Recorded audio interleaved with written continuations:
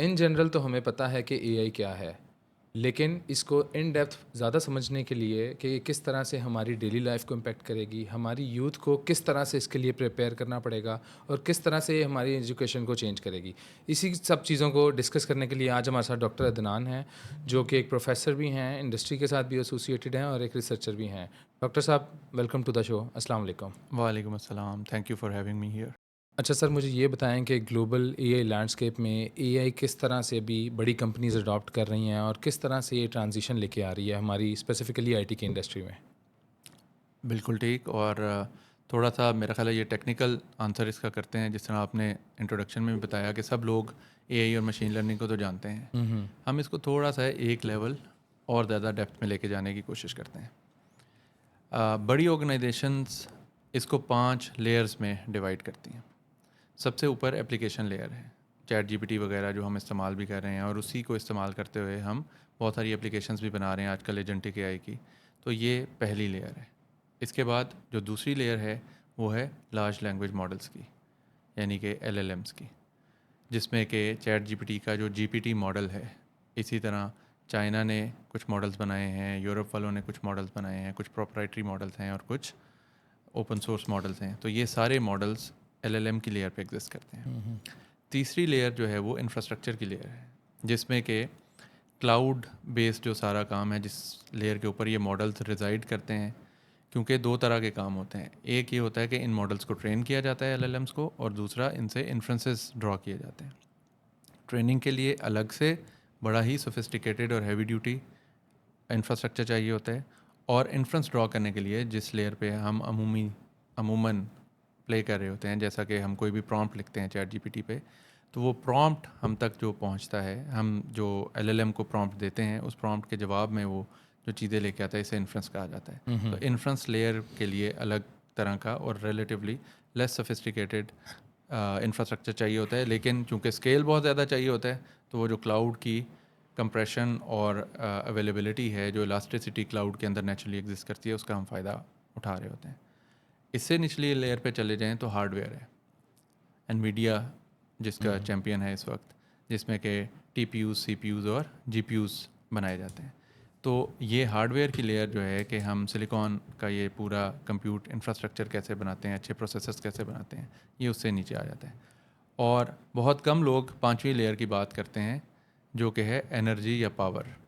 इस सारी बहुत बड़ी कंप्यूट इंफ्रास्ट्रक्चर को चलाने के लिए बहुत ही ज़्यादा एनर्जी चाहिए होती है, और बहुत बड़े बड़े डाटा सेंटर्स को चलाने के लिए एक एनालॉजी ये दी जाती है कि एक दरमियाने दर्जे का जो मुल्क की बिजली की रिक्वायरमेंट है, उतनी एक डाटा सेंटर की रिक्वायरमेंट होती है। तो ये पूरी 5 लेयर्स हैं। मैंने कोशिश किया कि इसको आसान बना के आपके सामने रख दूं, लेकिन ये है ग्लोबल पर्सपेक्टिव, जो कि इन जनरल आर्टिफिशियल इंटेलिजेंस और मशीन लर्निंग जो हम कहते हैं, उससे आगे थोड़ा सा ड्रिल डाउन करें तो कंपनीज इसको इस तरह देख रही हैं। पाकिस्तान में जो ज़्यादातर काम हो रहा है वो एप्लीकेशन लेयर पे हो रहा है कि हम एलएलएम्स को इस्तेमाल कर रहे हैं। अपना एलएलएम एज सच हमने अभी तक कोई नहीं बनाया। हम एप्लीकेशन लेयर के ऊपर बने बनाए एलएलएम्स को इस्तेमाल करके बहुत सारी एप्लीकेशंस बना रहे हैं, विच इज़ गुड। इसको हम ये नहीं कह सकते कि ये कोई परेशान कुन बात है, लेकिन इस वक्त हम टेक्नोलॉजिकली जिस जगह पे खड़े हैं, उस वक्त उस पर हम इसी चीज़ पे कैपिटलाइज कर सकते हैं। दीगर लेयर्स पे भी हमें आना चाहिए, उस पर आगे चल के बात भी कर लेते हैं, लेकिन ये है कि अभी हम यहाँ पे हैं। अच्छा, इसका मतलब ये है कि ये एक मल्टी लेयर अपॉर्चुनिटीज़ हैं। अभी हम किसी एक लेयर की अपॉर्चुनिटीज़ को ग्रैब कर रहे हैं, अभी मल्टीपल लेयर्स की, क्योंकि पाकिस्तान में ये टैलेंट बहुत ज़्यादा आ रहा है और लोग इस फील्ड को बड़ा सीरियसली लेके चल रहे हैं। तो डाटा सेंटर्स की जैसे आप बात कर रहे हैं, एनर्जी की बात कर रहे हैं, किसी ना किसी दौर में, किसी ना किसी फ़ेज़ में हम हर अपॉर्चुनिटी पे, हर लेयर पे कुछ ना कुछ अपॉर्चुनिटी ज़रूर निकाल सकते हैं। जी, जी, ये बिल्कुल दुरुस्त आप कह रहे हैं, और एक्चुअली हमारी जो एआई पॉलिसी है उसमें इन सारी चीज़ों की तरफ निशानदेही की भी गई है। तो हमने अपने एलएलएम्स भी बनाने हैं, हमने अपना इंफ्रास्ट्रक्चर भी बनाना है। तो इसी तरह से एआई पॉलिसी जैसा कि हमने लॉन्च की, उसी तरह से फैबलेस सेमीकंडक्टर डिवाइस फैब्रिकेशन की भी हमने पॉलिसी ऑलरेडी बना ली हुई है। तो हम किसी हद तक इस ट्रैक पे तो चल पड़े हैं, लेकिन इंपॉर्टेंट बात यह है कि हमें इस ट्रैक को लूज़ नहीं करना है और बड़ी तेज़ी से इसके ऊपर कैपिटलाइज़ करना है, क्योंकि हम ऑलरेडी पीछे हैं। हम ज़्यादातर रिएक्टिव मोड में काम कर रहे होते हैं, हमें थोड़ा सा कहीं कहीं प्रोएक्टिवली चलना चाहिए। तो एनीवे ये सारी चीज़ें in the in the plan हैं, एग्जिस्ट कर रही हैं पाकिस्तान के हायर जो गवर्नेंस स्ट्रक्चर है गवर्नमेंट के पॉइंट ऑफ व्यू से उसमें, लेकिन ऑब्वियसली इसके ऊपर बहुत ज़्यादा कैपिटलाइज करने की और तेज़ी से करने की बहुत ज़्यादा ज़रूरत है। अच्छा सर, जिस तरह से एआई डिस्टर्ब कर रही है इस इंडस्ट्री को, बड़ी ज़्यादा जॉब्स ये एलिमिनेट भी कर रही है, ख़त्म भी कर रही है। अभी पाकिस्तान में तो शायद उस तरह से नहीं कर रही, लेकिन बड़ी कंपनीज़ जो शायद लीडर हैं, ड्राइव करती हैं इस इंडस्ट्री को, मेटा, फेसबुक, अमेज़ॉन, इन्होंने कई ले-ऑफ्स कर दिए हैं इस चीज़ को देखते हुए। तो आप क्या समझते हैं कि हमें उसके लिए किस तरह से भी तैयारी करनी है? हमें किस तरह से अपने आप को अपस्किल करना है इस पर्टिकुलर डोमेन में? अच्छा मतीन, ऐसा है कि ये एंटिसिपेटेड था, हुँ, ये हुँ। ऐसा नहीं कुछ हो रहा जो कि एंटिसिपेटेड नहीं था। Last year world economic forum ने अपनी 2025 की रिपोर्ट के अंदर कुछ स्टैटिस्टिक्स रिवील किए। उन्होंने ये बताया कि हम 170 मिलियन न्यू जॉब्स क्रिएट करेंगे एआई की मदद से। और ये जो वर्ल्ड इकोनॉमिक फोरम है ये थाउजेंड्स ऑफ ऑर्गेनाइजेशंस जो कि स्मॉल मीडियम और एंटरप्राइज लेवल की ऑर्गेनाइजेशंस होती हैं उनका एक सर्वे करते हैं और उससे सिंथेसाइज करके ये नंबर्स जनरेट करते हैं। तो ये बड़ी प्रेस्टीजियस सिस्टमेटिक तरीके से जनरेटेड नंबर्स हैं। और इसी तरह उन्होंने ये बताया कि 92 मिलियन जॉब्स जो हैं वो आइदर डिस्प्लेस हो जाएंगी या ऑटोमेट हो जाएंगी। तो ये जो बहुत बड़ा अभी फ़र्क नज़र आ रहा है, ये आप देख रहे हैं कि बहुत सारी चीज़ें ऑटोमेट हो रही हैं। हुँ, हुँ। आप खुद एजेंटिक एआई के बहुत बड़े माशाल्लाह सपोर्टर और सर्विस प्रोवाइडर हैं, हुँ, हुँ। तो उस एंड से आप तो इस चीज़ को बड़े अच्छे से समझ रहे हैं। तो बहुत सारी चीज़ें ऑटोमेट हो रही हैं। उस ऑटोमेशन से क्या हो रहा है कि अगर किसी जगह पे 50 बंदे चाहिए थे तो अभी शायद 5 बंदे चाहिए। तो इस तरह से एक इम्पैक्ट आ रहा है। तो एनीवे जो नेट इम्पैक्ट इसका एंटिसिपेटेड है वो 78 मिलियन न्यू जॉब्स हैं। तो ये जो परेशानी हमने देखनी थी ये एंटिसिपेटेड थी, लेकिन ज़रूरत किस बात की है? ज़रूरत इस बात की है कि हम इस परेशानी को समझते हुए और अंडरस्टैंड करते हुए अपने आप को और अपनी यूथ को अपस्किल करें। तो ये अपस्किल करना और एआई एनेबल्ड करना बड़ा इंपॉर्टेंट है। इसकी छोटी सी एनालॉजी मैं आपको दे देता हूँ कि जिस तरह इंटरनेट आया और आईटी, जिसमें माइक्रोसॉफ्ट ऑफिस, बेसिक इंटरनेट और इस तरह की एक्सेल, पावर पॉइंट वगैरह टाइप चीज़ें आई, तो बहुत सारे लोग थे जो कि पुराने तरीके पे चलते थे। तो वो बड़े आराम से इंक्लाइंड नहीं थे कि हम अपने खाता सिस्टम को छोड़ के और इस डेटाबेस में आ जाएं या किसी इंफॉर्मेशन सिस्टम में आ जाएं या कम से कम एक्सेल को इस्तेमाल करना शुरू कर दें।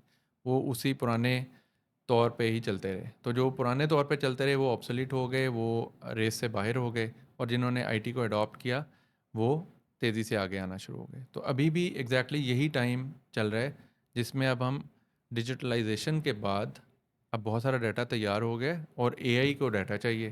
वो डाटा उसे मिल गया है और एआई अब अपने करिश्मात दिखाना शुरू हो गई है। तो इन करिश्मात की जो इम्प्लिकेशंस जो कि वर्ल्ड इकोनॉमिक फोरम ने निशानदेही की भी, वो अब हमारे सामने आनी शुरू हो गई है। तो द इम्पॉर्टेंट थिंग इज़ कि we need to upskill ourselves, और एआई एनेबल्ड वर्कफोर्स हमें बड़ी तेज़ी से जनरेट करनी है।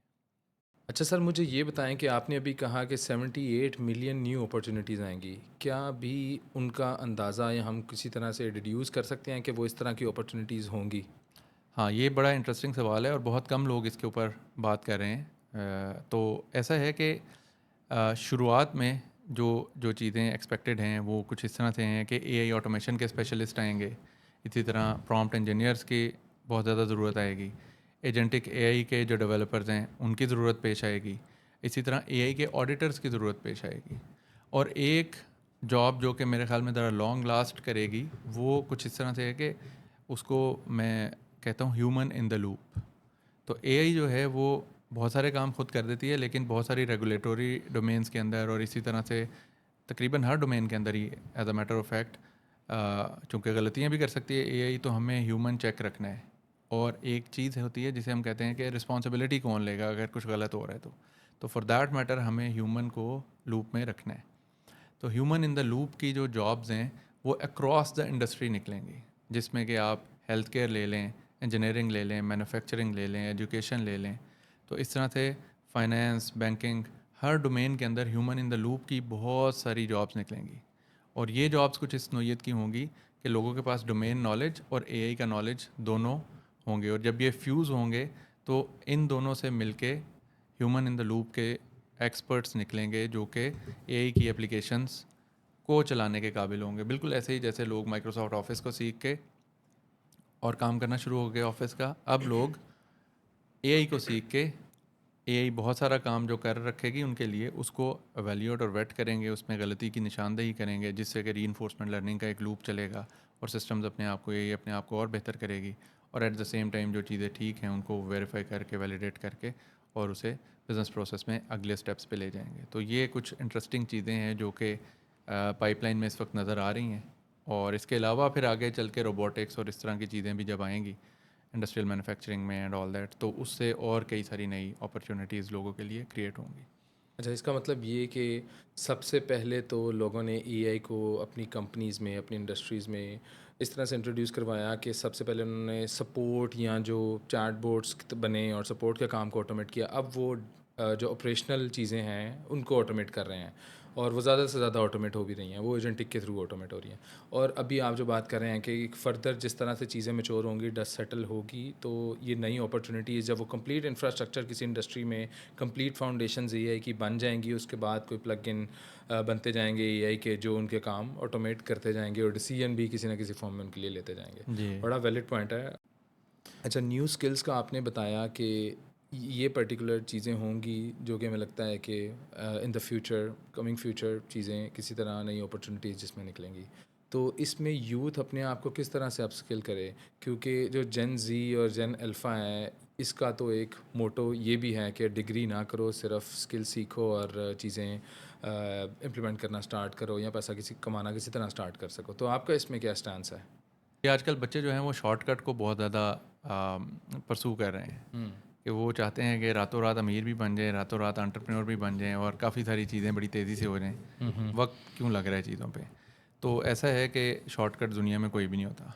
हमें जब कोई चीज़ सरफेस पे आके नज़र आती है तो उससे पीछे पूरा एक आइसबर्ग होता है जो कि नीचे, जिसके ऊपर उसने पूरा कशीद किया होता है, अपने दिन रात महीनों सालों लगाए होते हैं, और फिर उसके बाद वो चीज़ सरफेस पे आती है तो हमें उसकी टिप नज़र आती है, टिप ऑफ द आइसबर्ग। तो हम समझते हैं कि शायद बस इतनी ही मेहनत करनी है, उसके पीछे बहुत सारी मेहनत होती है। पहली बात तो ये। दूसरा ये कि एआई भी जिस तरह इवॉल्व कर रही है ना, तो उसमें आप देखें कि क्लासिकली जिस तरह आप, हम सारे इंडस्ट्री के लोग जो एआई में काम करते आ रहे हैं, हमने क्लासिकल रूल बेस्ड सिस्टम से स्टार्ट किया, फिर मशीन लर्निंग और उसके बाद डीप लर्निंग पे आए, और फिर डीप लर्निंग के बाद फिर एलएलएम्स का एक दौरा स्टार्ट हुआ, और एलएलएम्स के आने के बाद जनरेटिव एआई आई, जनरेटिव एआई आने के बाद एजेंटिक एआई आई। तो अब आप मुझे ये बताएं कि जो बंदा कन्वेंशनल क्लासिकल मशीन लर्निंग पे अभी भी बैठा हो या रूल बेस्ड सिस्टम्स के ऊपर काम कर रहा हो, तो क्या वो सक्सेसफुल होगा? वो नहीं होगा।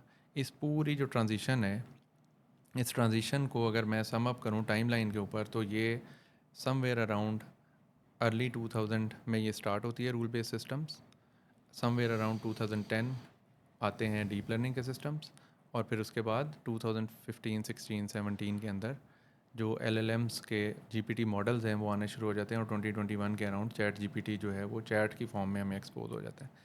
तो ये 15 से 20 साल की ट्रांजिशन है, और ये एक बंदे का जो प्रैक्टिकल जॉब एक्सपीरियंस होता है उसी के अंदर अंदर की बात है। पहले ज़माने की जो ट्रांजिशंस आती थी, जो जो डिस्रप्टिव टेक्नोलॉजीज आती थी, वो बड़े बड़े अरसे बाद आती थी, 100 साल के बाद आती थी। अभी ये चीज़ बहुत शॉर्ट स्पैंड हो गई है।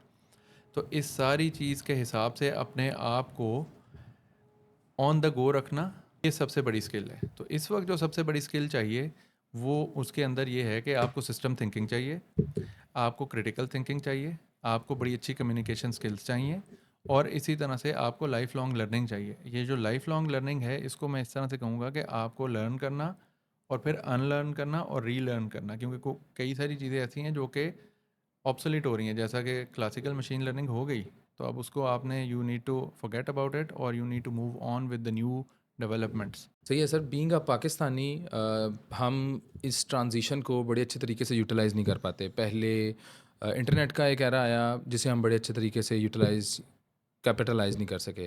फिर एक आईटी का आया जिसको हम किसी ना किसी तरह, क्योंकि स्टार्टअप्स और लोगों का रुझान इस तरफ बन गया था, तो स्टार्टअप्स काफ़ी ज़्यादा है, सर्विस प्रोवाइडर में हमने उसको किसी ना किसी फॉर्म में कैपिटलाइज़ कर लिया था। आप क्या समझते हैं कि are we ready to capitalize this AI transition? क्या हमारे पास वो मैन पावर, वो नॉलेज हमारे इधर यूथ में, हमारे इंस्टीट्यूट्स में सिखाया जाता है, पढ़ाया जाता है? अच्छा, ऐसा है कि किसी हद तक तो है, ऐसा नहीं है कि नहीं है, लेकिन मेरे ख़्याल में जो ग्लोबल कंपेटिटिवनेस है ना, उसके मुताबिक अभी हम बहुत ज़्यादा वेल प्रिपेयर्ड नहीं है। हमें इसको बड़े अच्छे से और सिस्टमेटिक तरीके से तैयार करने की ज़रूरत है।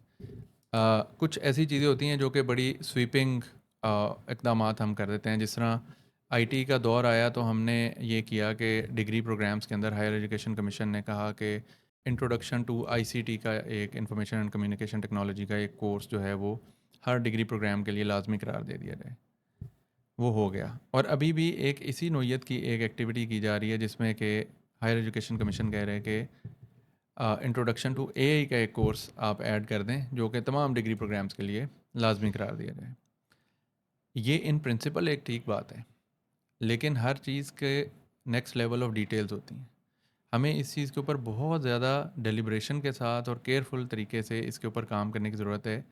जैसा कि मैंने आपको पहले भी बताया कि ह्यूमन इन द लूप वाली जो अभी मैंने बात की उसको मैं यहाँ पे रिलेट करना चाहूँगा कि जो डोमेन के लोग हैं, बैंकिंग की जिसने डिग्री की है, जिसने अलाइड हेल्थ साइंसेज की डिग्री की हुई है, जो कि मे बी रेडियोलॉजी में सपोर्ट करेगा, या जिस किसी ने फॉर एग्जांपल एजुकेशन में कुछ काम किया हुआ है और वो पर्सनलाइज्ड और अडेप्टिव लर्निंग के ऊपर कल को काम करने जाएगा, तो उन लोगों को एक एआई का कोर्स शायद बहुत ज़्यादा फैसिलिटेट नहीं कर पाएगा। वो एक बुनियादी सी मालूमात तो दे देगा, लेकिन उसको हम ग्लोबल कम्पेटिटिवनेस के तनाजुर में देखेंगे तो वो हमारे लिए अप टू द मार्क काम नहीं कर रहा होगा। इसके लिए हमें थोड़ा सा आउट ऑफ द बॉक्स और थोड़ा सा बियॉन्ड सोचना है। ये this is a good first step I would say. लेकिन इससे बियॉन्ड क्या है कि हमें अपने डिग्री प्रोग्राम्स को थोड़ा सा रिवैम्प करने की ज़रूरत होगी। हमें ऐसे लोग जिन्होंने 4 साल की एक डिग्री कर रखी है उनके लिए डोमेन स्पेसिफिक एआई के डिप्लोमास को जनरेट करना होगा, बनाना होगा, उनके करिकुलम्स डिज़ाइन करने पड़ेंगे, उनके हवाले से हमें मज़ीद असेसमेंट्स और पूरा फ्रेमवर्क तरतीब देना होगा और उनके लिए हमें लर्निंग ऑब्जेक्टिव्स को सामने रखते हैं और इनको कॉन्टीन्यूसली इवॉल्व करना होगा। तो हमें डिप्लोमाज, एसोसिएट डिग्रीज़ और इसी तरह से शॉर्ट कोर्सेज़, इस तरह की चीज़ों को हमें प्रिपेयर करना है अपनी यूथ को और ज़्यादा प्रिपेयर करने के लिए। तो ये चीज़ें जब तक हम नहीं करेंगे उतनी देर तक फिर हम परेशान रहेंगे और अगेन आहिस्ता आहिस्ता हम रेस से बाहर होना शुरू हो जाएंगे। तो हमें फर्स्ट स्टेप से आगे फर्दर स्टेप्स की तरफ भी मैं निशानदेही कर रहा हूँ कि मुझे लगता है कि हमें ये चीज़ें कर लेनी चाहिए और बड़े टाइमली और जल्दी कर लेनी चाहिए। सही है सर। एक तो आपने पर्सपेक्टिव से बात की एडमिनिस्ट्रेशन पर्सपेक्टिव से कि क्या चीज़ें एडमिनिस्ट्रेशन को करनी चाहिए, जो कि किसी ना किसी फॉर्म में वो भी कर भी रही है और आप भी उसका एक पार्ट हैं कि नए कोर्सेज़ या करिकुलम में जो भी चीज़ें चेंज करवानी है। दूसरे आपने पर्सपेक्टिव से बात की कि स्टूडेंट को भी सिर्फ डिग्री के अलावा कुछ किसी स्पेसिफिक नीश में किसी स्पेसिफिक इंडस्ट्री का डोमेन नॉलेज ज़रूर लेना चाहिए ताकि वो प्रॉब्लम्स को बेहतर तरीके से समझ सके और उसको फिर जब वो इंडस्ट्री में जाएगा या स्पेसिफिक नीश में जाएगा तो उसे एज होगा बाकी सारे कैंडिडेट्स पे जो भी जॉब के लिए वहाँ आए होंगे। तो जी। आप क्या समझते हैं कि जो इंडस्ट्री सिलेक्शन है कि किस कैंडिडेट ने किस इंडस्ट्री को पकड़ना है, क्या डोमेन नॉलेज उसने लेना है, ये कैंडिडेट किस तरह या एक स्टूडेंट किस तरह डिसाइड करेगा? ये उसके या यूनिवर्सिटी में सिखाई जाएगी या उसके पास कोई प्रोसेस है जिससे वो ये सीख सकता है? अच्छा, किसी हद तक ये कॉन्सेप्ट ना हमारे प्रीवियस एकेडमिक स्ट्रक्चर के अंदर भी एग्जिस्ट करते हैं। हम 4 इयर्स की डिग्री में मेजर और माइनर का एक कॉन्सेप्ट एग्जिस्ट करता है। मेजर का मतलब होता है कि आप इस डोमेन को इन प्रिंसिपल लेके चल रहे हैं और माइनर में आप एड ऑन क्या करना चाह रहे हैं। तो इसी नोयत का काम हम यहाँ पे भी देख रहे हैं। ये बात बहुत ज़्यादा एक्सपर्ट्स कह रहे हैं दुनिया में कि आने वाला दौर जो है वो डोमेन एक्सपर्टीज़ का दौर है। जो अभी मैंने स्किल्स गिनवाई जो कि जनरल पर्पस स्किल्स हैं, जिसमें कम्युनिकेशन स्किल हो गई, सिस्टम थिंकिंग हो गई, इसी तरह लाइफ लॉन्ग लर्निंग हो गई। तो इसी के साथ जिस चीज़ को जोड़ा जाता है वो है डोमेन नॉलेज। तो जिन लोगों के पास एक डोमेन का अच्छा नॉलेज होगा, हुँ। जैसा कि कोई नर्सिंग में है तो नर्सिंग का अच्छा नॉलेज, बैंकिंग में है तो बैंकिंग का अच्छा नॉलेज, फाइनेंस में है तो फाइनेंस का अच्छा नॉलेज। तो जिसके पास ये तगड़ा नॉलेज होगा डोमेन का और वो उसको ब्लेंड करेगा एआई के साथ, वो लोग बहुत आगे जाएंगे। तो यहाँ पे हमें अपनी प्रिंसिपल डोमेन को एक तरह से डिफ़ाइन करना है और उसको ऑगमेंट करना है एआई के साथ। जहाँ तक बात है कि software development, AI based software development की, तो कंप्यूटर साइंस के और सॉफ्टवेयर पर्टिकुलरली पाकिस्तान में आपको पता है ज़्यादा जॉब्स जो हैं ओवरऑल ग्लोबली भी कंप्यूटर साइंस के डिसिप्लिन में वो कंप्यूटर प्रोग्रामर्स की होती हैं। हुँ, हुँ। तो प्रोग्रामिंग के एंड से मैं आपको ये बताता चलूँ कि उनका जो प्रिंसिपल रोल है वो कंप्यूटर प्रोग्रामर का और सॉल्यूशन प्रोवाइडर का है। तो वो सॉल्यूशन सिस्टम डिज़ाइन और सॉल्यूशन की तरफ चले जाएंगे। और इवन बिफोर एआई ये चीज़ थी कि उनको आज वो एजुकेशन का सॉफ्टवेयर बना रहे हैं, कल वो बैंकिंग का बना रहे हैं और हाँ, परसों हाँ। वो हेल्थ केयर का बना रहे हैं। जी। तो उनके लिए और ज़्यादा टीडियस और चैलेंजिंग लर्निंग कर्व है, और वो रहेगा क्योंकि उन्होंने उन डोमेन्स को सीखना भी है साथ और उनके कॉरस्पॉन्डिंग एप्लीकेशंस भी बनानी है। तो ये मेरा ओवरऑल टेक है इस सारी चीज़ पे। अच्छा सर, स्टूडेंट जो ग्रेजुएशन कर रहा है और बस उसकी डिग्री कंप्लीट होने वाली है, या कुछ जो अभी फ्रेश ही जो मार्केट में हैं, इनकी जो सबसे बड़ी प्रेफरेंस है ना, वो ये है कि उनको किसी तरह रिमोट जॉब मिल जाए। तो आप क्या यूनिवर्सिटी में इस चीज़ के बारे में कुछ बताते हैं कि किस क्या प्रोसेस है? अगर नहीं बताते तो मुझे हमें यहाँ ज़रूर बताएं कि रिमोट जॉब को हासिल करने का एक प्रोसेस क्या है? क्योंकि ज़्यादातर प्रेफरेंस स्टूडेंट्स उसी पे, एम्प्लॉयर्स भी उसी पे करते हैं। उसकी एक वजह ये है कि वहाँ अर्निंग डॉलर्स में है, कुछ उधर जो फ़ॉरेन कल्चर है वो ज़रा ज़्यादा उन्हें सीखने का मौका मिलता है, और वो ज़रा पाकिस्तानी वर्किंग एनवायरनमेंट और कल्चर से ज़रा ज़्यादा बेहतर है और ज़रा ज़्यादा लीनियंट भी है। तो वो क्या प्रोसेस है, वो क्या स्टेप्स हैं जिसमें वो रिमोट जॉब्स को हंट कर सकते हैं और इवेंचुअली ग्रैब कर सकते हैं? बिल्कुल ठीक। ये अम, आज से 10 एक साल पहले आप चले जाएँ तो एक स्लोगन आया था कि दुनिया एक ग्लोबल विलेज बन गई। इंटरनेट आने के बाद से ये चीज़ कही जानी शुरू हो गई, लेकिन जैसे जैसे स्मार्टफोन्स आ गए तो उसके बाद तो वाकई में दुनिया आपकी मुट्ठी में ही आना शुरू हो गई ना। और इससे बहुत सारे वो जो जिस तरह हम अभी बात कर रहे थे कि एआई से कैसी नई जॉब्स आएंगी, तो किसी ने भी ये नहीं सोचा था इस तरह जॉब मार्केट जो है वो आपको ग्लोबली, आप यहाँ पे बैठ के यूएस के क्लाइंट के लिए, यूके के क्लाइंट के लिए, मे बी ऑस्ट्रेलिया के क्लाइंट के लिए पाकिस्तान में बैठ के जॉब हंट कर रहे होंगे और आराम से काम करेंगे, और वो भी इंडिविजुअल कैपेसिटी में। हम्म। एज योर सर्विस प्रोवाइडर आप एक इंडिविजुअल कंसल्टेंट बने हुए हैं या प्रोग्रामिंग या अपनी सर्विसेज ऑफर कर रहे हैं। तो ये इसी तरह से डिस्रप्टिव टेक्नोलॉजीज़ जो हैं वो अपना रोल प्ले करती हैं। तो पहली बात तो ये है कि यूनिवर्सिटीज़ में इसके बारे में एंटरप्रेन्योरशिप का कोर्स अमूमन पढ़ाया जाता है, जिसके अंदर इस तरह की चीज़ों के बारे में बताया जाता है। हमारी यूनिवर्सिटी में भी हम जो फैकल्टी में लोग हैं, हम सारे लोग बच्चों को इस सारी चीज़ के बारे में बताते रहते हैं वक्तन फ़वक्तन मुख्तलिफ़ कोर्सेज़ में भी। और एंटरप्रेन्योरशिप का जो कोर्स है वो पर्टिकुलरली इसी पर्पज़ के लिए बना हुआ है। तो वो पूरा ओवरऑल 4 साल में उन्हें काफ़ी सारी चीज़ें सुनने को मिलती हैं। इंटरेस्टिंगली मैं आपको बताऊँ तो बच्चे उस जब पढ़ रहे होते हैं उस वक्त तो नहीं बताते, लेकिन अभी कुछ बच्चे ग्रेजुएट हो रहे थे तो उन्होंने बताया कि सर मैं तो सेकंड सेमेस्टर से फ्रीलांसिंग कर रहा हूँ। तो वो बताते उस वक्त इसलिए नहीं है कि कोई हाँ, कमी पेशी हो हाँ, जाती है हाँ, असाइनमेंट हाँ, में या मार्क्स में, तो वो हाँ, फिर उनको डांट पड़ेगी कि भाई तुम हाँ, सारा वक्त तो उधर लगा रहे हो। हाँ। तो अब बच्चे बड़े माशाल्लाह विजिलेंट हैं ऑलरेडी। तो they plenty of them already know it कि ये हम्म, चीज़ें हैं और इनको कैसे करना है। कुछ जो टिप्स एंड ट्रिक्स हैं उसके वो ये हैं कि बहुत सारे प्लेटफॉर्म्स हैं, उन प्लेटफॉर्म्स के बारे में जानना इन द फर्स्ट प्लेस। जैसा कि फाइवर और अपवर्क जनरल पर्पस दो प्लेटफॉर्म्स हैं हम्म, जिनके ऊपर लोग जॉब हंटिंग करते हैं। और फिर इसी तरह आगे चलते जाएं तो टॉपटेल है और इसी तरह से ट्यूरिंग है। ये ज़रा थोड़े से प्रेस्टिजियस और टॉपटेल जो है वो उस हम्म, तरह के ज़रा जो ज़रा एक्सपीरियंस सीजन लोग होते हैं या बहुत ज़्यादा स्किलफुल होते हैं वो उनको अलाउ करते हैं कि वो कम्पीट कर सके वहाँ पे। तो इस तरह के बहुत सारे प्लेटफॉर्म्स हैं, इन प्लेटफॉर्म्स को अंडरस्टैंड करें।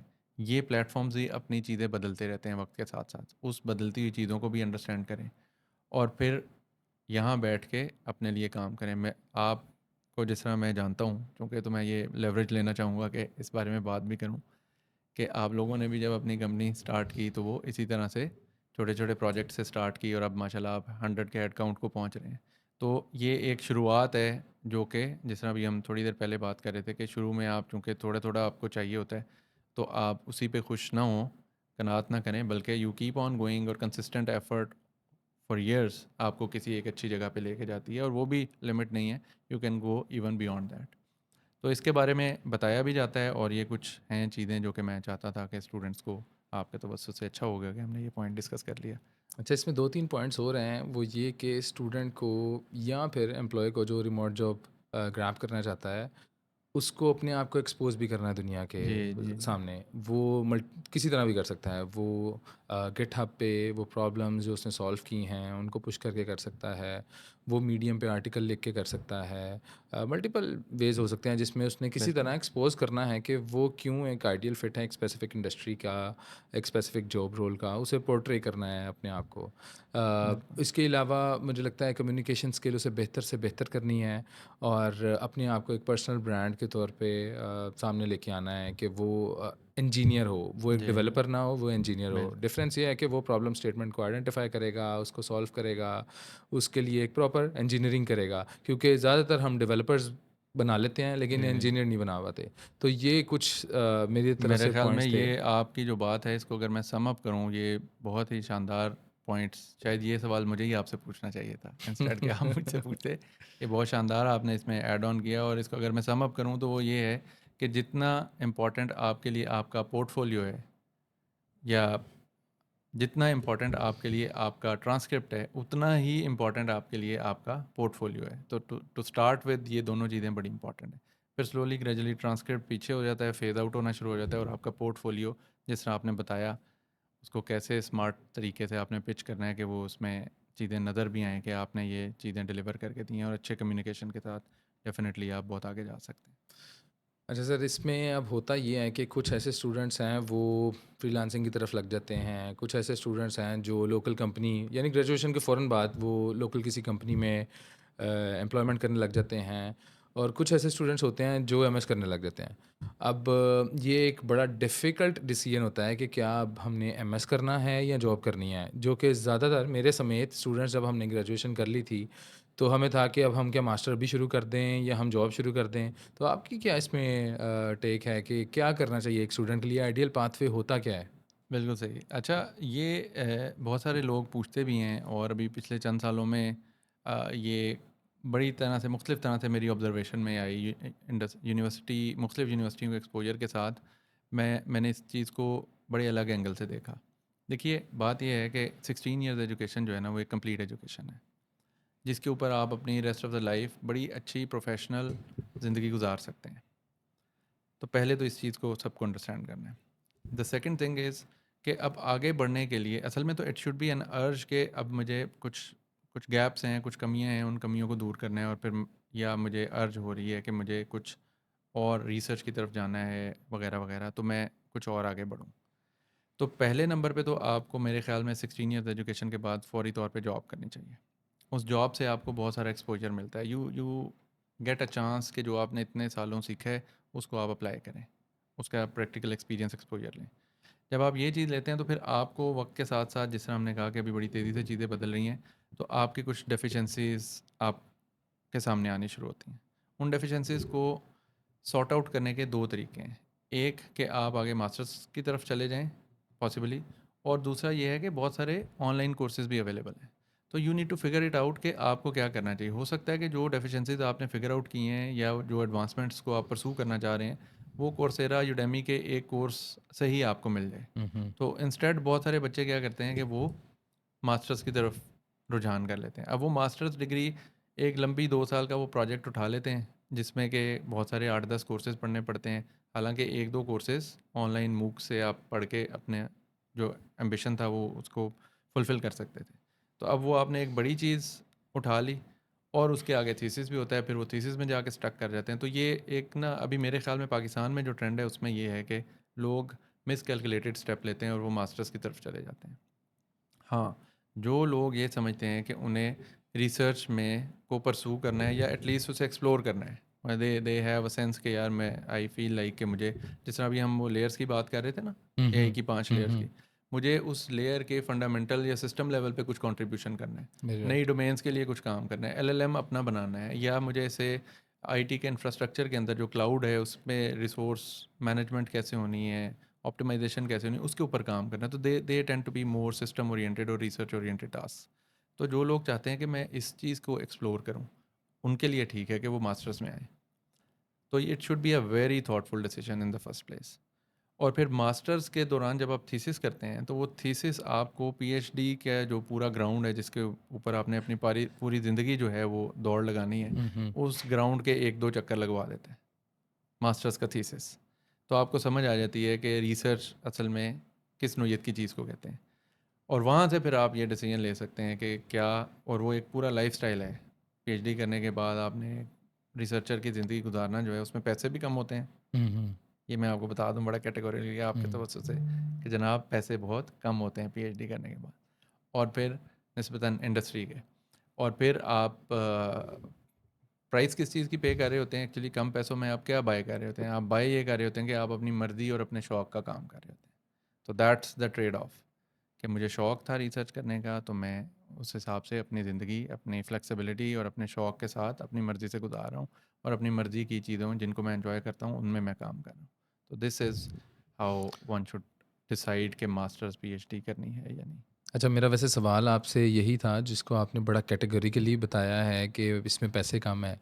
तो इसका स्कोप क्या है? पैसे के अलावा आपको क्या लगता है कि क्यों, क्या एक मोटिवेशन क्या होगी कि कोई बंदा रिसर्च वाली साइड पे जाए? जी देखिए, प्रिंसिपल मोटिवेशन तो जैसे कि मैंने आपको बताया कि आपको ये चीज़ अच्छी लगती है कि आप रिसर्च ओरिएंटेड काम करें, हुँ। और रिसर्च में भी अपनी मर्ज़ी के आप काम कर सकते हैं। आप फंडिंग अप्लाई कर सकते हैं, और उससे फिर आप अपने जो आपके एस्पिरेशंस हैं कि किस नौइयत का आप काम करना चाहते हैं, दुनिया में किस नौइयत का कंट्रीब्यूशन आप लेके आना चाहते हैं, तो आप उस तरह की चीज़ों को परसू कर सकते हैं। तो ये इसके अंदर एक एंटिसिपेशन होती है और इस तरह का एक शौक़ होता है।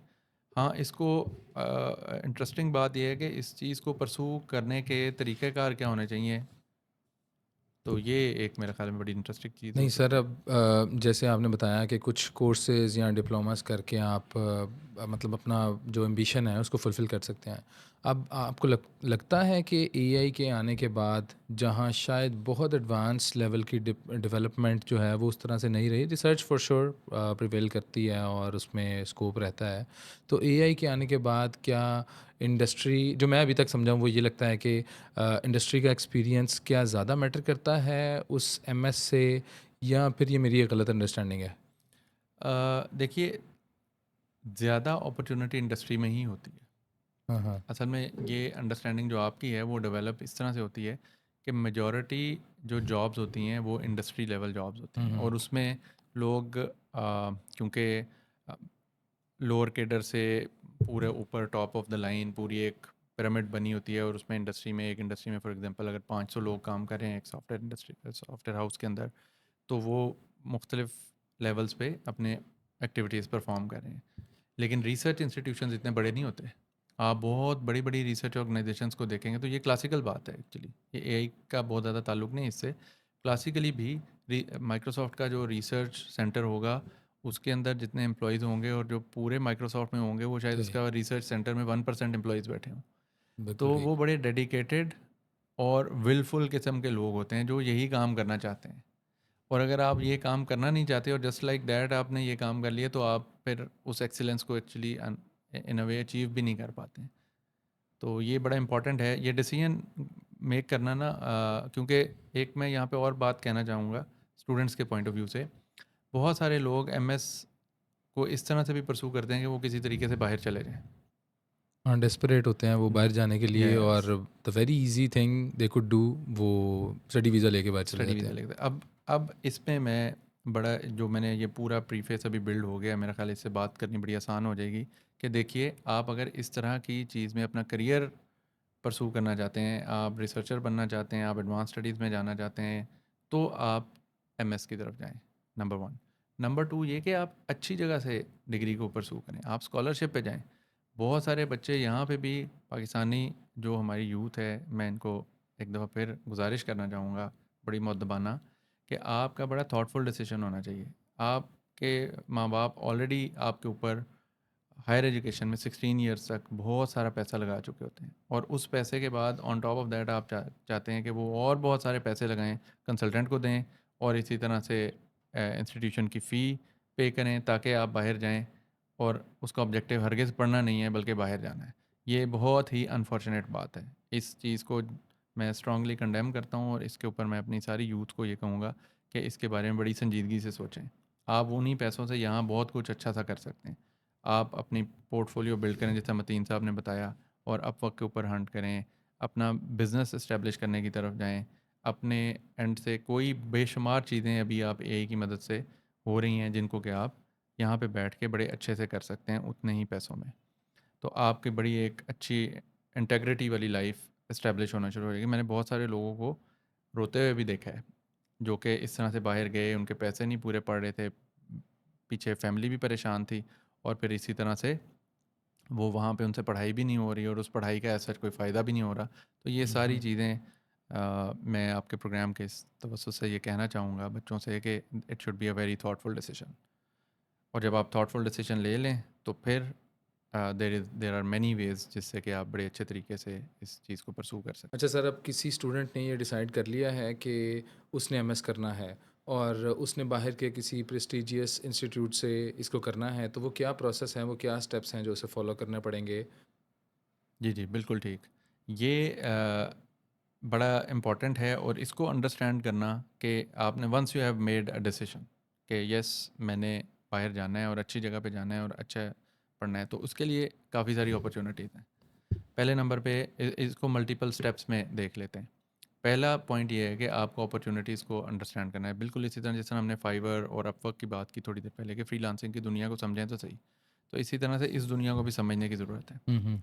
तो बहुत सारे प्रेस्टिजियस स्कॉलरशिप्स ऑलरेडी दुनिया में मौजूद हैं। जिस तरह फुलब्राइट दुनिया का एक बहुत बड़ा प्रेस्टिजियस स्कॉलरशिप है जो कि यूएस की यूनिवर्सिटीज़ में मिलता है। इसी तरह एरास्मस मंडस है, शेवनिन स्कॉलरशिप है जो कि यूके में और यूरोप में मिलते हैं। यूरोप के बहुत सारे मुल्क, इटली, जर्मनी, स्कैंडिनेवियन कंट्रीज़, ये इनके नेशनल स्कॉलरशिप्स भी होते हैं। और मैं ख़ुद इटली में नेशनल स्कॉलरशिप पे पीएचडी करके आया।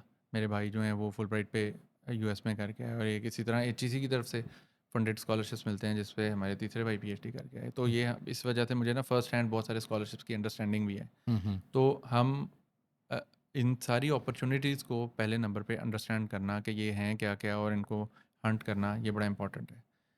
द नेक्स्ट थिंग इज़ कि ये बहुत कम्पेटिटिव होते हैं, तो इसके लिए आपको बड़ा अप टू द मार्क सारी चीज़ें करनी पड़ती हैं। जिस तरह फुलब्राइट की एक केस स्टडी एग्जांपल ले लेते हैं, तो फुलब्राइट आपसे चाहता है कि आप ऑब्जेक्टिव स्टेटमेंट दें, फिर इसी तरह से आप पर्सनल स्टेटमेंट दें, और तीसरे नंबर पे कोई एडिशनल इन्फॉर्मेशन स्टेटमेंट है तो वो दें।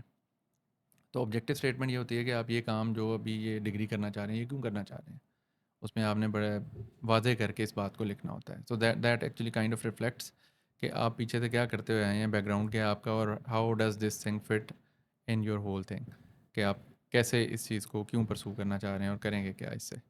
और फिर दूसरी चीज़ होती है पर्सनल स्टेटमेंट। पर्सनल स्टेटमेंट ये होती है कि आप आगे अपनी लाइफ में आगे क्या करना चाह रहे हैं, और ये वाली डिग्री जिसको आप परस्यू कर रहे हैं और हमसे स्कॉलरशिप मांग रहे हैं, फुलब्राइट वांट्स टू नो कि आप आगे इससे फ़ायदा क्या उठाएंगे, अपने लिए क्या फ़ायदा उठाएंगे, दुनिया के लिए क्या फ़ायदा होगा, और इन पर्टिकुलर अपने मुल्क के लिए क्या फ़ायदा होगा। ये कल्चरल एक्सचेंज का प्रोग्राम है, तो इसमें उनकी कोशिश ये भी होती है कि लोग अमेरिकन कल्चर को देखें और उसकी जो एक्सेलेंस है उसको इमिटेट करें वापस जाके अपने मुल्कों में। तो आप 2 साल के लिए फिर आपको यूएस से बाहर जाना पड़ता है फुलब्राइट के स्कॉलरशिप के बाद। और फिर तीसरी चीज़ उसके अलावा भी अगर कोई एडिशनल इन्फॉर्मेशन है तो वो आप दें। फिर आपको अच्छे से रेफरेंस लेटर्स चाहिए होते हैं। तो अच्छे रेफरेंस लेटर्स कैसे लिखने चाहिए, और वो फैकल्टी से आप रिक्वेस्ट करते हैं अमूमन, या जहाँ पे आपने काम किया हुआ है उनसे आप रिक्वेस्ट करते हैं, तो वो आपके बारे में रिकमेंडेशन लेटर्स या रेफरेंस लेटर्स देते हैं।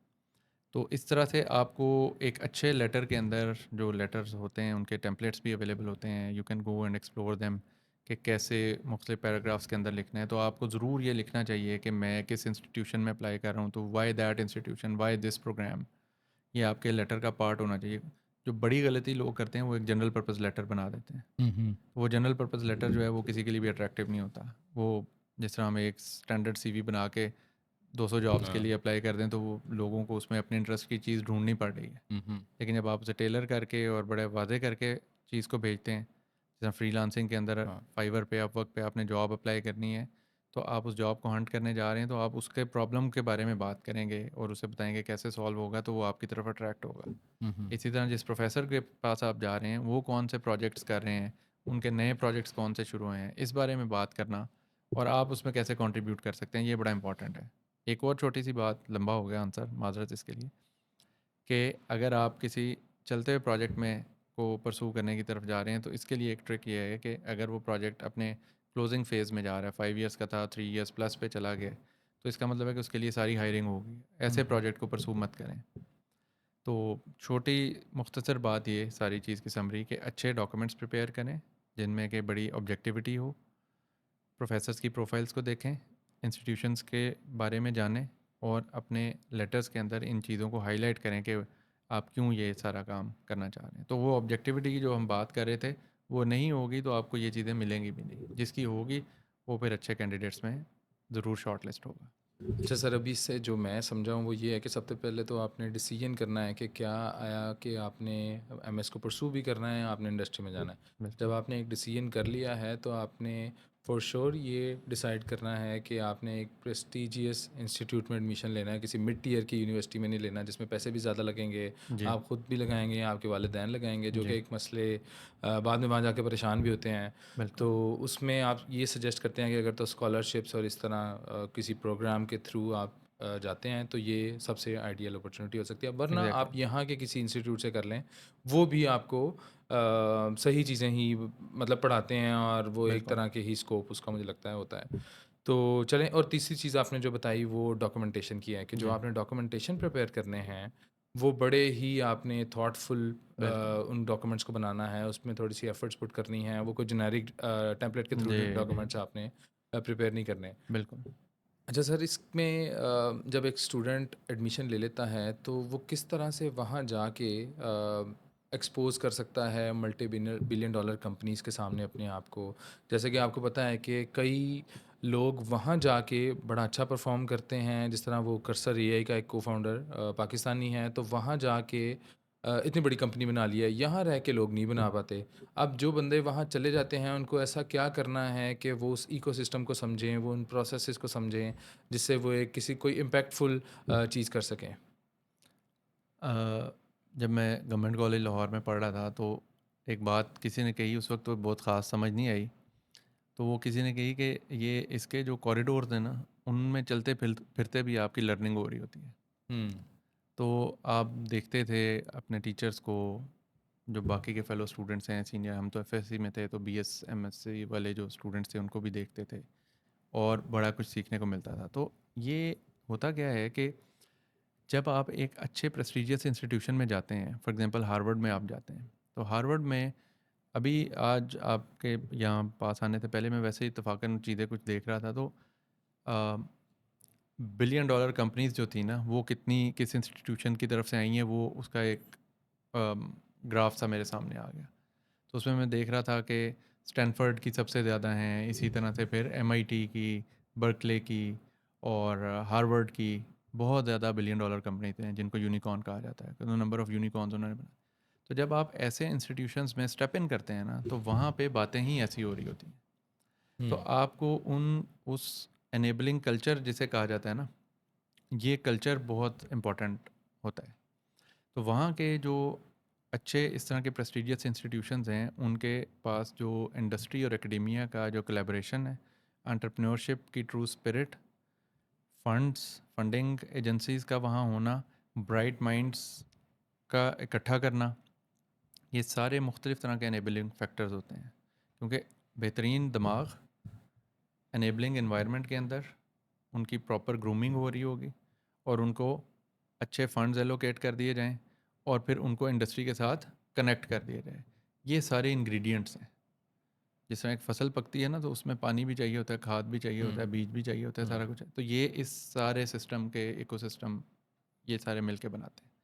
ये सारी चीज़ें पर्टिकुलरली यूनाइटेड स्टेट्स की यूनिवर्सिटियों के अंदर बदर्जा उत्तम पाई जाती है। जेन जी के लिए बदर्जा उत्तम का मतलब ये है कि टॉप बहुत नॉच। टॉप नॉच किस्म की पाई जाती है। तो ये एनेबलिंग फैक्टर बन जाता है। तो इस चीज़ को देखते हुए फिर लोगों को प्रोजेक्ट्स इस तरह के मिलते हैं। अच्छा, ऐसा भी नहीं है कि सारे लोग ही कामयाब हो जाते हैं। इसमें यह है कि hundreds of people actually pursue their destiny like this, और उन उसके अंदर से फिर कुछ लोग जो हैं वो कामयाब होते हैं और वो फिर सरफेस पे आते हैं और ग्लोबली पॉपुलर होना शुरू हो जाते हैं। लेकिन द गुड थिंग इज़ कि वो एक ऐसे एनेबलिंग प्रोसेस का हिस्सा होते हैं जो कि जिसमें ये सारा कुछ शामिल है। तो अच्छे, इसीलिए मैं आपने बड़ा राइटली निशानदेही की कि अच्छे इंस्टीट्यूशन में जाना ही तो असल बात है। अगर आप किसी भी XYZ यूनिवर्सिटी में चले जाएंगे तो वहाँ पे ये चीज़ें इस तरह से मौजूद नहीं होंगी। पाकिस्तान की अगर मैं बात करूं तो पाकिस्तान में भी यूनिवर्सिटीज़ में ऑरिक के नाम से एक शोबा पाया जाता है, office of research innovation and commercialisation. हम्म। लेकिन हमारे यहाँ पे वो लोग कोशिश तो कर रहे हैं, लेकिन ये वाली सारी चीज़ें जो है ना, इंग्रेडिएंट्स जिनकी मैं बात कर रहा हूँ कि इंडस्ट्री की कनेक्टिविटी, फंडिंग और बहुत ही सारे ब्राइट माइंड्स इकट्ठे करना, ये सारी चीज़ें उस तरह से नहीं है जिस तरह से होनी चाहिए। मिसाल के तौर पे अगर कोई इंक्यूबेशन सेंटर में बच्चे जाते भी हैं तो वो दोस्ती यारी की बेस पे चले जाते हैं। हम्म। हम्म। वो ये नहीं होता जिस तरह अभी हम बात कर रहे थे कि एक डोमेन एक्सपर्ट होगा। मैंने फॉर इंस्टेंस बैंकिंग के लिए कोई इम्प्रोवाइज सोल्यूशन बनाना है, तो मैं 2-3 कंप्यूटर साइंस के ही अपने दोस्तों के साथ शुरू हो जाऊँगा। बैंकिंग वाला बंदा ही नहीं होगा मेरे साथ, डोमेन का बिल्कुल बंदा ही ऐसे नहीं ही। होगा, हम्म। बिज़नेस वाला बंदा ही नहीं होगा जो कि उसको हम्म। बिज़नेस ट्रांसफॉर्मेशन करके देगा। हम्म। तो इस तरह की चीज़ें करना जो एनेबलिंग फैक्टर और ब्राइट माइंड्स के अमेलगमेशन है या उनको फ्यूज़ करना है टुगेदर, ये वाली चीज़ें वहाँ पे from the very first day हो रही होती हैं। और ये इंश्योर किया जाता है कि सारे पर्सपेक्टिव, सारी बेसिस कवर्ड हैं या नहीं, और फिर चीज़ें आगे चलती हैं। तो ये बड़ा एक इंटरेस्टिंग और इम्पॉर्टेंट चीज़ है, सही। लेकिन ऑब्वियसली इसी तरह से फिर आहिस्ता आहिस्ता चीज़ें हम्म। ग्रूम करती हैं। तो वहाँ के एनेबलिंग इन्वायरमेंट नेचुरली इस चीज़ का को फैसिलिटेट करता है और लोग आते हैं और बढ़ते हैं आगे। अच्छा, मुझे बताएं कि हम अपने हायर एजुकेशन को इस एआई ग्लोबल एआई लैंडस्केप में किस तरह एट पार लेके जा सकते हैं कि वो भी इस तरह का टैलेंट, इस तरह की इकोसिस्टम बना सकें जहां से हम बिलियन डॉलर कंपनीज प्रोड्यूस कर सकें, इस तरह के स्टार्टअप्स बना सकें। क्योंकि आगे दौर एआई का ही है, चीज़ें करना आसान है, बड़ी एक्सेलरेट कर देते हैं। जी। तो इस प्रोसेस को किस तरह हम हायर मैनेजमेंट क्या चीज़ें करें जिससे आपको लगता है कि कुछ ना कुछ हम टैलेंट को ज़्यादा अपस्किल कर सकते हैं, ज़्यादा क्वांटिटी में टैलेंट प्रोड्यूस ना करें, ज़्यादा क्वालिटी का शायद टैलेंट ज़्यादा प्रोड्यूस करें। जी, जी, जी, जी, बिल्कुल। इसमें मल्टीपल टियर्स के ऊपर मैं बात करना चाहूँगा। ये एक पहली बात तो ये है कि हमें अपने जो ह्यूमन रिसोर्स है उसको इनेबल करना है एआई के लिए, जिसके ऊपर हमने ऑलरेडी बात कर भी ली। तो इसके लिए जिस तरह एसोसिएट डिग्री और डिप्लोमा वगैरह की मैं बात कर रहा था, वो चीज़ें बड़ी इंटरेस्टिंग होंगी कि उनको हम बड़े अच्छे से डिज़ाइन करें। और हमारे यहाँ पे थोड़ा सा प्रॉब्लम ये होता है कि हम उसको बुकिश लेवल पे तो कह देते हैं कि ये हमने कर दिया, एआई का कोर्स भी डाल दिया, आईसीटी का कोर्स भी ऐड कर दिया। अब वो सारे इस्लामियात वाले भी वही पढ़ रहे हैं, कंप्यूटर साइंस वाले भी वही पढ़ रहे हैं, किसी को फ़ायदा हो रहा है नहीं हो रहा, बस दरमियाना सा फ़ायदा हो रहा था। हमें बहुत इम्पोर्टेंट तरीके से इस चीज़ को अंडरस्टैंड करना है कि हमने जब हेल्थ केयर के लिए डिप्लोमा इस्टेब्लिश करना है कि 16 ईयर्स के बाद एआई एनेबलिंग डिप्लोमा जो इसका है वो हेल्थ केयर के लिए ख़ासुल ख़ास बनाया जाए। इसी तरह बैंकिंग एंड फाइनेंस के लिए बैंकिंग एंड फाइनेंस से रिलेटेड बनाया जाए, एजुकेशन के लिए उससे, and so on for other domains. ये बड़ी इंपॉर्टेंट चीज़ है। इससे पहले नंबर पे क्या होगा कि हमारी मैन पावर एनेबल्ड होगी, क्योंकि हम डोमिनेटली सर्विसेज ओरिएंटेड मुल्क हैं, हम सर्विसेज यहाँ से दे रहे हैं, प्रोडक्ट वगैरह हम ऐसा सच नहीं दे रहे। तो सर्विसेज के लिए हमारा मैन पावर ज़्यादा हो जाएगी। जिस तरह इंडिया ने इन्फोसिस, विप्रो वगैरह बना लिए, तो एग्जैक्टली इसी तरह हमारे पास भी अच्छी क्वालिटी की मैन पावर होगी तो हम इस तरह की चीज़ों में जाने की तरफ अनेबल हो जाएंगे। सेकेंडली, कुछ ऐसी चीज़ें हैं जिस तरह एआई एंड रोबोटिक्स हैं, इसके ऊपर हमें ज़्यादा काम करने की ज़रूरत है। कुछ नई इम्प्रोवाइज डिग्रीज़ या एग्जिस्टिंग डिग्रीज़ के अंदर बेहतरी लाने की ज़रूरत है, ताकि हम कटिंग एज टेक्नोलॉजीज़ के ऊपर ज़्यादा बेहतर तरीके की सर्विसेज देने की तरफ जाएँ। और ये भी एक अच्छी चीज़ हो सकती है। डिजिटल हेल्थ वगैरह और इस टाइप की चीज़ों को हम अच्छे से इनेबल कर सकते हैं। और ये हो गया एक ट्रेनिंग एंड एजुकेशन का पर्सपेक्टिव। दूसरा पर्सपेक्टिव जो अभी हम ऑरिक वगैरह की बात कर रहे थे कि हम अगर प्रोडक्ट्स की तरफ चले जाएँ, हमारी बहुत सारी इंडिजिनस नीड्स हैं जो कि एआई से इनेबल हो सकती हैं। हम एग्रीकल्चरल मुल्क हैं, हमारे यहाँ पे ऐसे फंड्स होने चाहिए जो कि हाँ, छोटी कम जिस तरह आप कंपनी रन कर रहे हैं, तो आपकी कंपनी को गवर्नमेंट की तरफ से फ़ंड मिले कि आप अच्छी प्रोडक्ट बनाएँ। हम्म। आप प्रोडक्ट क्यों नहीं बनाते हैं? क्योंकि आप उसको फाइनेंशियली सस्टेन नहीं कर सकते हैं, क्योंकि प्रोडक्ट बनाना is one thing, technology wise I have no doubts कि आप बना लेंगे। उसको मार्केट करना और उसके लिए कस्टमर्स ढूंढना, ये वाली जो पेन है ये आप नहीं ले सकते। इस वजह से आप प्रोडक्ट की दुनिया में नहीं जाते। तो बिल्कुल ऐसे ही। यहाँ पे गवर्नमेंट आपको फैसिलिटेट करे ऐसी चीज़ें जो कि हम इंडिजिनसली अपने सॉल्यूशंस बना सकते हैं। इस वक्त हम एजुकेशन के ऊपर बात कर रहे हैं। मैं अभी देख रहा था कि हायर एजुकेशन कमीशन ने ब्लॉकचेन बेस्ड एक सोल्यूशन बनाया डिग्री वेरिफिकेशन का, चाइनीज़ कंपनी को जी हमने दे दिया है। यहाँ पे वो चाइनीज़ कंपनी आगे से हो सकता है किसी पाकिस्तानी से ही करा रही हो। हाँ। हम्म। It's just my hmm. Thought, hmm. मैं भी खुद ही कर रहा हूँ।